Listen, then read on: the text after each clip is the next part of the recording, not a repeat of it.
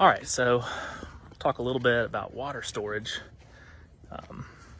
No, I don't live in Texas. I just got this shirt the last time I was at a Buc-ee's in Texas, so I just like it. All right, so something that's kind of always bugged me a little bit is the amount of water that you really need to kind of be prepared, survival, however you want to look at it. And just kind of basic numbers, a gallon per person per day. That's kind of status quo. But the biggest thing that I hate about water storage is the real estate. You're talking about 50-gallon drums that you either have to stack in your garage, your basement, somewhere, and I don't know that you can just store enough. So my biggest thing is trying to find some way to have a halfway renewable water resource. And so rain barrels has been something that's kind of always been an interest to me. And so here's what I've come up with. So this is kind of a basic installation. So basically you have to have some sort of diverter system, and I've tried a couple different ones. This is what I got just from Amazon, and you can hear the crap falling through it right there. So you can kind of just bypass it and let it be a traditional downspout. And then, you know, for kind of two-way flow or just pure diversion. So it came with this kind of crappy, rubbery, clear PVC hose. And so what I did was I just went with hard pipe, and it has this little mesh screen. I put another piece of screen because I kind of cut into this while I was messing with it. And so that's 50 gallons, or maybe it's 55 gallons. So we'll just call it 50. And so what I've done is put this up on blocks to be able to get a little bit of a gravity assist, and just connected multiples of these with garden hoses.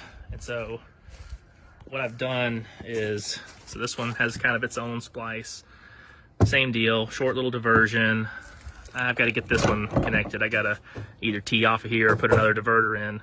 So, but I have these kind of networked together. They're all, it's one pipe. So technically that's parallel, I guess. Well, no, they're really in series because that one goes before this one. So anyway, it's going to kind of flow. So if something happens, I can shut one off and still keep my flow. So just kind of trace that garden hose back. And so what I did is, to utilize rainwater, you really need some kind of pump system. And so I've got this 12-volt DC pump, and basically what I've done is I've taken a car battery, an old truck battery from an F-150, put a switch. So now I've got my DC pump, and it goes from here into an RV filter. And with this RV filter, this is kind of my first level of filtration. And then it just kind of splits out and goes different places from here. So this goes to my little shower system, which we'll look at that in a minute. These two split and go to two different garden hose systems. So the first one I have just mounted on the side of the house here. So it's just a 50-foot auto retracting reel. And basically my goal with this was just to be able to have something to water all my plants without having to put a pail or a bucket underneath the rain barrels. So check this out. So you turn it on, and this thing, it's kind of like a pressure shut off. So once it gets to 40 or 44 psi, 45 psi, shuts off. And then when the pressure drops, it turns back on. So I can water everything. I could just drag this hose into the house and fill up like a Berkey filter, something like that. And so that was kind of my first level of thinking. And here, let's turn it to jet. Well, that doesn't really work too good. So, you know, it's pretty great. I mean, this is just standing right here, but it's, you know, 50-foot hose. I could walk all the way out there. But then I thought, you know, I don't really want to have to drag a hose everywhere.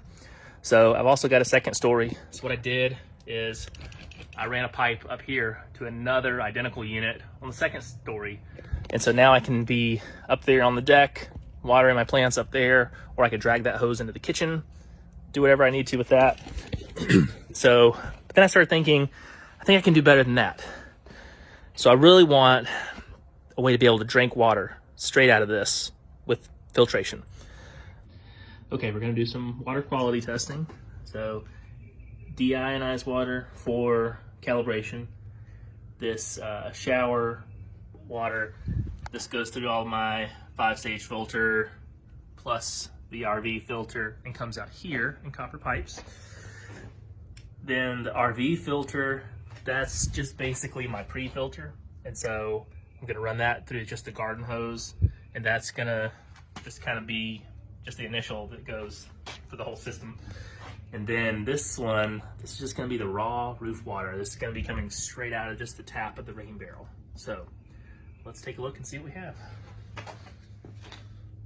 So let's just kind of get this. All right, so 5-stage filter.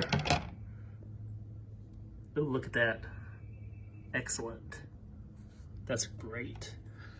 Okay, rinse it off. RV filter. Okay, 88% just with the RV filters. That's even just what's coming out of the garden hose. So even just regular water with RV filter, it's pretty dang good. Okay, this looks so gross. This is just the raw rain water. I can already see just stuff floating in there. Yuck. Oh, I figured, look at that. 38%. Yeah, don't drink right out of the barrel. Ugh, nasty. Okay, I'm gonna try something else. From going from Nasty Town here, let's see if I can rinse this thing off. Okay, this is kind of crazy. So let's just rinse this off and then see if we can get a good reading from the 5-stage filtered water. Actually, let's go backwards. Let's go here first. Okay, so 88, same reading I got before. And then let's go here. 99. Wow, okay, that was much better than I expected.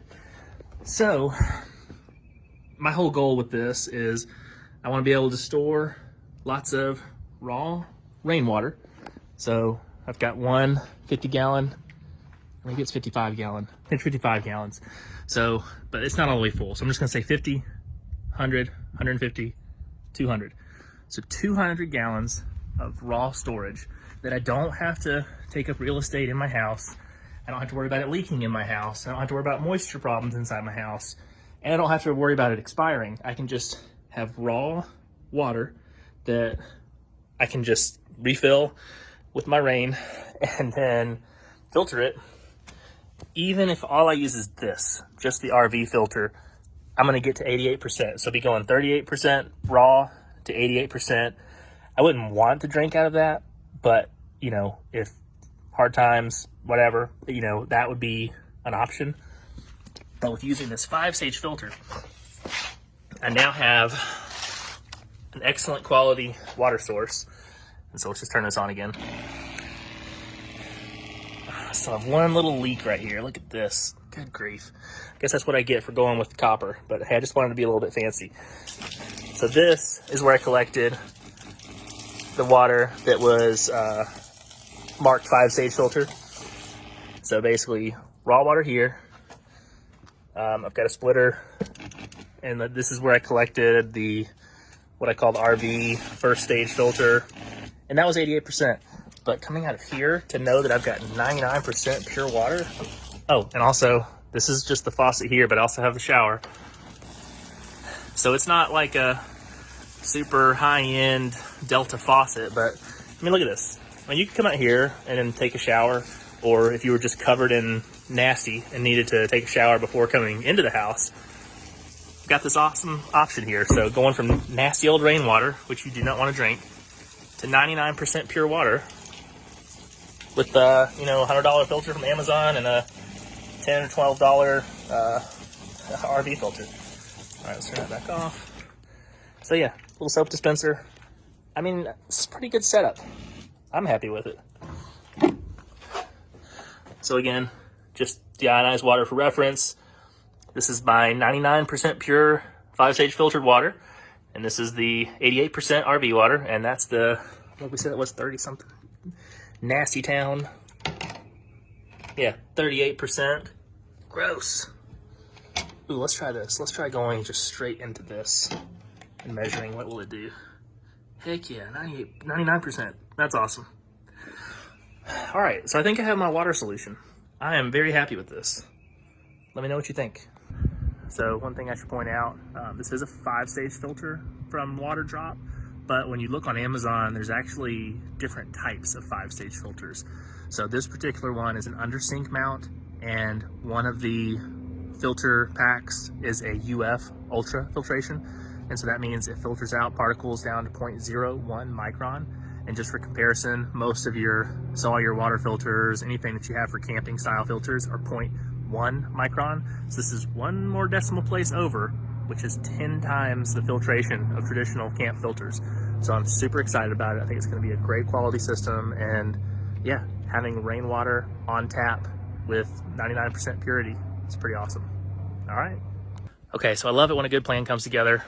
Overall, it's not perfect. I still have some kinks to work out, still got a leak to fix, but I've got a way that I can collect and store 200 gallons of water on tap, filter it as needed from a semi-renewable source. I mean, we live in the Southeast, so we get rain at least once a month, but for, a family of 4 at 1 gallon per day per person, so that's 4 gallons a day, that will get me about 50 days. So as long as it rains every 50 days, I'll be good. And I have tested these barrels from empty, and usually after one good solid rain, they're all full again. And so that's just based on the square footage of my roof, however many inches of rain you get, and you get a volume from that. So again, no real calculations. This is just kind of flying by the seat of my pants, trying to find something that works. So all in all, very happy with it. Let me know what you think.